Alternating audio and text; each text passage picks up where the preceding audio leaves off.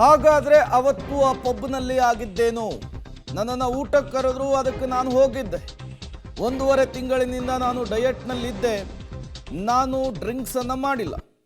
4:30ಗೆ ಅವರೆಲ್ಲರೂ ಕೂಡ ಹೋದರು, ನಾನು ಹೋದೆ. ಪಬ್ನಲ್ಲಿ ನನ್ನ ಫಿಲ್ಮ್ ಸಂಬಂಧ ಮಾತುಕತೆ ಆಯಿತು. ರೇಣುಕಾಸ್ವಾಮಿಯ ಬಗ್ಗೆ ನನಗೆ ಏನೂ ಕೂಡ ಗೊತ್ತಿಲ್ಲ. ಆ ಹತ್ಯೆಯ ವಿಚಾರ ಕೂಡ ನನಗೆ ತಿಳಿದಿಲ್ಲ. ಹಾಸ್ಯ ನಟ ಚಿಕ್ಕಣ್ಣ ಕೊಟ್ಟಂತಹ ಹೇಳಿಕೆ ಇದು. ಸಹಜವಾಗಿಯೇ ಚಿಕ್ಕಣ್ಣ ಅವರಿಗೆ ಪೊಲೀಸರು ಬುಲಾವ್ ಕೊಟ್ಟಾಗ ಕುತೂಹಲ ಮತ್ತು ಹಲವು ಪ್ರಶ್ನೆಗಳು ಸಹಜವಾಗಿಯೇ ನಿರ್ಮಾಣವಾಗಿದ್ವು. ಯಾಕೆ ಕರೆದ್ರು?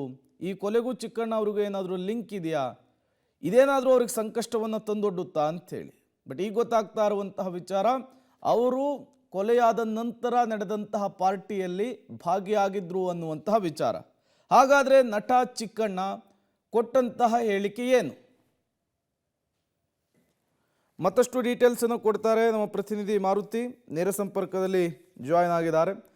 ಮಾರುತಿ, ಸಹಜವಾಗಿಯೇ ಕುತೂಹಲಕ್ಕಂತೂ ಕಾರಣವಾಗ್ತಾ ಇದೆ ದರ್ಶನ್ ಪ್ರಕರಣದಲ್ಲಾಗ್ತಾ ಇರುವಂತಹ ಬೆಳವಣಿಗೆಗಳು. ಈಗಾಗಲೇ ರೇಣುಕಾಸ್ವಾಮಿಯ ಮರ್ಡರ್ ವಿಚಾರಕ್ಕೆ 18 ಜನರ ಬಂಧನ ಆಗಿದೆ. ಈಗ ಚಿಕ್ಕಣ್ಣ ಅವರಿಗೆ ಬುಲಾವನ್ನು ಕೊಟ್ಟು ನಿನ್ನೆ ವಿಚಾರಣೆಯನ್ನು ಕೂಡ ಎದುರಿಸಿದ್ದಾರೆ. ವಿಚಾರಣೆಯ ಸಂದರ್ಭದಲ್ಲಿ ಏನೆಲ್ಲ ಆಯಿತು, ಮತ್ತೆ ಹೆಚ್ಚಿನದಾಗಿ ಮತ್ಯಾರಿಗಾದರೂ ನೋಟಿಸ್ ಕೊಡುವಂತಹ ಸಾಧ್ಯತೆ ಇದೆಯಾ? ಈ ಪ್ರಕರಣಕ್ಕೆ ಸಂಬಂಧಪಟ್ಟಂತೆ ಹೇಗೆ ಏನೆಲ್ಲ ಡೀಟೇಲ್ಸ್ ಸಿಗ್ತಾ ಇದೆ ಅಂತ?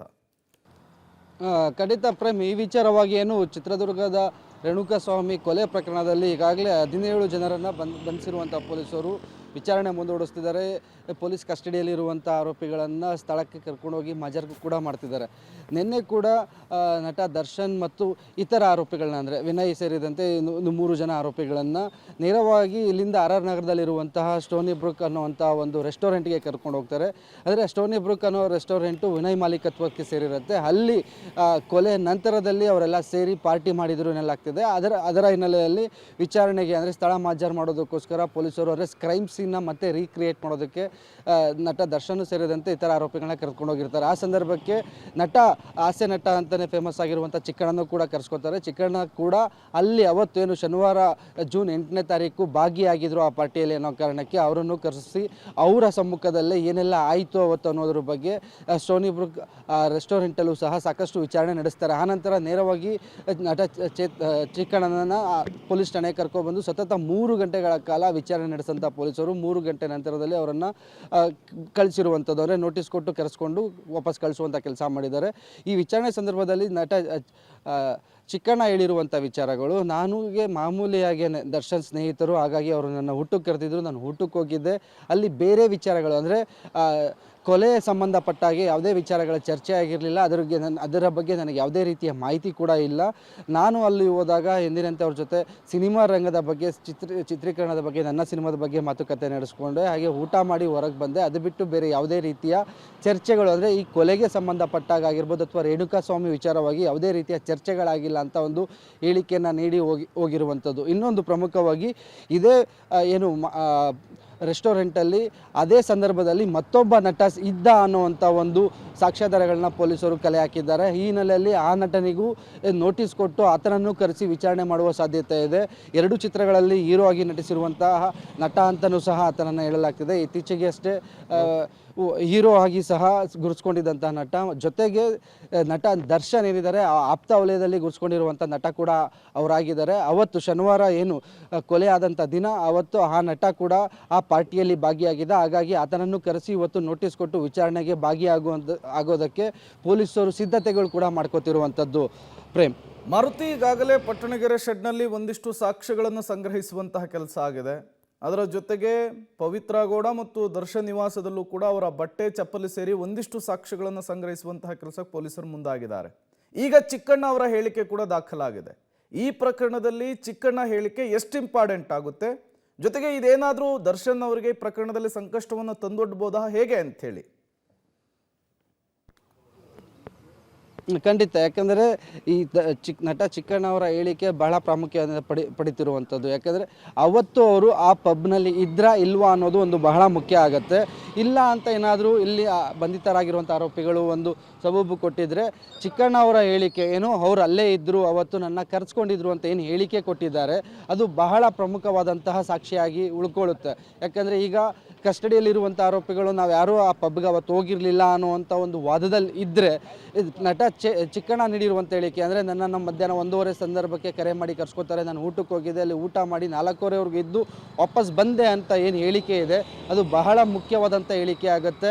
ಯಾರು ಆ ಸಂದರ್ಭದಲ್ಲಿ ಅಲ್ಲೇ ಇದ್ದರು ಅನ್ನೋದಕ್ಕೆ ಪ್ರಮುಖ ಸಾಕ್ಷಿ ಕೂಡ ಆಗುವಂಥದ್ದು. Prem, okay, thank you Maruti ತಮ್ಮೆಲ್ಲ ಮಾಹಿತಿಗಾಗಿ. ಅವರು ನಮಗೆ ಗೊತ್ತಿರೋಂಗೇನೆ ಈಗ ಅವ್ರಿಗೆ ಗೊತ್ತಿರೋಂಗೇನೆ ಯಾವಾಗಲೂ ನಾವು ಊಟಕ್ಕೆ ಸೇರ್ತಾ ಇದ್ವಿ. ಹಂಗೇನೆ ಅವತ್ತು ಊಟಕ್ಕೆ ಕರೆದಿದ್ರು, ಊಟಕ್ಕೆ ಹೋಗಿದೆ. ಅದ್ರ ಬಗ್ಗೆ ಪೊಲೀಸ್ನವ್ರು ಕರೆದಿದ್ರು, ವಿಚಾರಣೆ ಕರೆದಿದ್ರು. ಅವ್ರು ಏನು ಹೇಳಿದ್ದಾರೆ ಅದನ್ನು ನಾವು ಸಹಕರಿಸಿದ್ದೀನಿ. ಆಮೇಲೆ ಅದಷ್ಟೇ. ಇನ್ಯಾರು ಇದ್ರಿ ಸರ್ ಅವತ್ತು ಪಾರ್ಟಿಲಿ ಆ್ಯಕ್ಚುಲಿ? ಸರಿ ಸರ್, ಇದು ಇನ್ನೂ ತನಿಖೆಯಲ್ಲಿ ಇರೋದ್ರಿಂದ ಇದ್ರ ಬಗ್ಗೆ ನಾನೇನು ಜಾಸ್ತಿ ಹೇಳೋಕ್ಕೂ ಆಗಲ್ಲ. ಇವ್ರು ವಿಚಾರಣೆ ಕರೆದಿದ್ರು, ನಾನು ಅದಕ್ಕೆ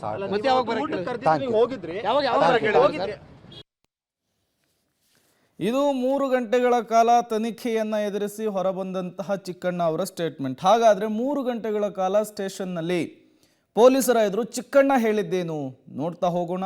ದರ್ಶನ್ 8ನೇ ತಾರೀಕು ನನ್ನನ್ನು ಡಿನ್ನರ್ಗೆ ಕರೆದಿದ್ರು, ಇನ್ವೈಟ್ ಮಾಡಿದ್ರು, ನಾನು ಹೋಗಿದ್ದೆ ಅನ್ನೋದನ್ನು ಪೊಲೀಸರ ಮುಂದೆ ಹೇಳಿದ್ದಾರೆ ಚಿಕ್ಕಣ್ಣ. ಶನಿವಾರ ಮಧ್ಯಾಹ್ನ 1:30ಕ್ಕೆ RR ನಗರದ ಸ್ಟೋನಿ ಬ್ರೂಕ್ ಪಬ್ಗೆ ನಾನು ಹೋಗಿದ್ದೆ. ದರ್ಶನ್ ಹಾಗೂ ಸ್ನೇಹಿತರು ಪಬ್ನಲ್ಲಿ ಪಾರ್ಟಿ ಮಾಡ್ತಾ ಇದ್ರು. 1.5 ತಿಂಗಳಿನಿಂದ ನಾನು ಡಯಟ್ನಲ್ಲಿದ್ದೆ, ಹಾಗಾಗಿ ನಾನು ಡ್ರಿಂಕ್ಸ್ ಮಾಡಲಿಲ್ಲ ಅನ್ನೋದನ್ನು ಕೂಡ ಪೊಲೀಸರ ಮುಂದೆ ಪ್ರಸ್ತಾಪಿಸಿದ್ದಾರೆ ನಟ ಚಿಕ್ಕಣ್ಣ ಅವರು. ಮುಂದುವರೆದು ಹೇಳ್ತಾರೆ, ನಾನು ದರ್ಶನ್ ಮತ್ತವರ ಸ್ನೇಹಿತರ ಜೊತೆಗೆ ಊಟ ಮಾಡಿದೆ ಆ ಪಬ್ನಲ್ಲಿ. ನಾನು ಹೋಗಿದ್ದು ಸಿನಿಮಾ ವಿಚಾರಕ್ಕೆ ಸಂಬಂಧಪಟ್ಟಂತೆ ಮಾತನಾಡಲಿಕ್ಕೆ. ನನ್ನ ಮುಂದಿನ ಫಿಲ್ಮ್ ಸಂಬಂಧ ದರ್ಶನ್ ಜೊತೆಗೆ ನಾನು ಮಾತುಕತೆಯನ್ನು ನಡೆಸಿದೆ. ಅದೇ ಕಾರಣಕ್ಕೆ ನಾನವತ್ತು ದರ್ಶನ್ ಅವರನ್ನು ಮೀಟ್ ಮಾಡಿದೆ. ಇದೇ ತಿಂಗಳು ನನ್ನ ಬರ್ತ್ಡೇ ಇದ್ದು ಸೆಲೆಬ್ರೇಷನ್ ಬಗ್ಗೆ ಕೂಡ ಆ ಪಬ್ನಲ್ಲಿ ದರ್ಶನ್ ಜೊತೆಗೆ ಮಾತುಕತೆ ನಡೀತು. ಸಂಜೆ 4:30ಕ್ಕೆ ಅವರು ಪಬ್ನಿಂದ ತೆರಳಿದ್ರು, ನಾನು ಕೂಡ ಪಬ್ನಿಂದ ಹೊರಟೆ. ರೇಣುಕಾ ಸ್ವಾಮಿಯ ಬಗ್ಗೆ ಪಬ್ನಲ್ಲಿ ಯಾವುದೇ ಮಾತುಕತೆಯಾಗಿಲ್ಲ. ನನಗಾಗಲಿ ದರ್ಶನ್ಗಾಗಲಿ ಪಬ್ನಲ್ಲಿ ಈ ವಿಚಾರ ಗೊತ್ತಾಗಿಲ್ಲ ಅನ್ನುವಂತಹ ಹೇಳಿಕೆಯನ್ನು ಪೊಲೀಸರ ಮುಂದೆ ದಾಖಲಿಸಿದ್ದಾರೆ, ಹೇಳಿಕೆಯನ್ನು ಕೊಟ್ಟಿದ್ದಾರೆ ನಟ ಹಾಸ್ಯ ಕಲಾವಿದ ಚಿಕ್ಕಣ್ಣ ಅವರು. ಅವರ ಸ್ಟೇಟ್ಮೆಂಟನ್ನು ದಾಖಲಿಸಿರುವಂಥದ್ದು. ಅವರ ಹೇಳಿಕೆ ಈ ಪ್ರಕರಣದಲ್ಲಿ ಯಾವ ರೀತಿಯ ಪರಿಣಾಮ ಬೀರುತ್ತೆ ಅನ್ನೋದು ಸಹಜವಾಗಿಯೇ ಕುತೂಹಲಕ್ಕಂತೂ ಕಾರಣವಾಗ್ತಾ ಇದೆ.